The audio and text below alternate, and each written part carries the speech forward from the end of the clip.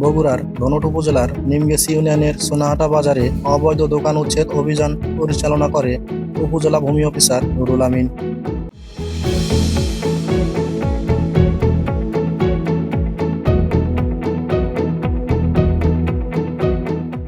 এ সময় তিনি আরও সতর্কতা জারি করে বলেন, আগামী বৃহস্পতিবারের মধ্যে আধা পাকা যে দোকানগুলো আছে সেগুলো সরিয়ে নিতে নির্দেশ প্রদান করেন।